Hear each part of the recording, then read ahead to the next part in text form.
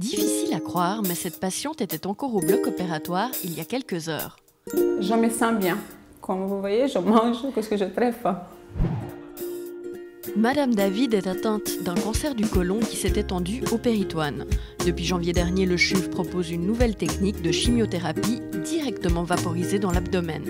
Les doses de chimiothérapie sont beaucoup plus faibles, donc c'est des patients qui ne vont pas perdre leurs cheveux, c'est des patients qui ne vont pas avoir de nausées, c'est des patients qui vont avoir une disparition extrêmement rapide des douleurs qu'ils avaient avant cette intervention. Et comme vous l'avez vu tout à l'heure, cette patiente est tout à fait en bonne forme quelques heures après avoir eu cette intervention.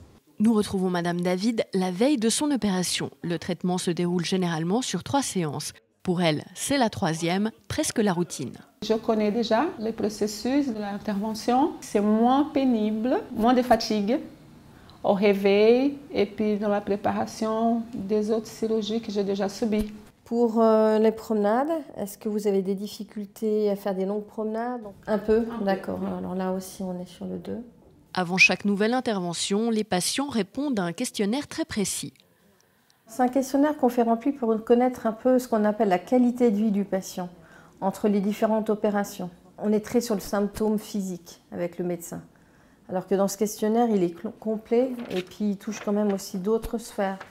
En tant que soignant, c'est aussi ça qui nous permet de prendre le patient dans sa globalité. Direction le bloc. L'intervention se déroule sous anesthésie générale. Elle commence par 2 petites incisions, l'une pour la caméra et l'autre pour l'injecteur. On fait une exploration systématique de la cavité abdominale pour décrire en détail l'étendue de la maladie. Et bonne nouvelle, les lésions tumorales de la patiente ont diminué depuis la dernière chimiothérapie. Le chirurgien procède ensuite à des biopsies. Puis, l'on se prépare pour la chimiothérapie. À ce moment-là, tout le monde quitte la salle, la vaporisation est enclenchée à distance. Dans l'abdomen préalablement gonflé d'air, la chimiothérapie est injectée sous forme d'aérosol pressurisé et vaporisé. Elle agit pendant 30 minutes directement sur les tumeurs. Puis, l'air est évacué et les incisions refermées. On ne peut pas considérer PIPAC pour l'instant comme un geste curatif.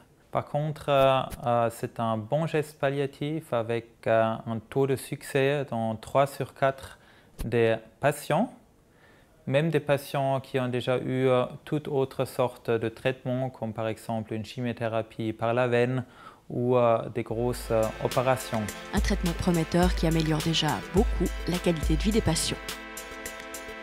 Cette technique s'adresse en priorité aux patients qui n'ont pas de métastases localisées en dehors du péritoine. Après l'intervention, le patient reste à l'hôpital entre 3 et 5 jours.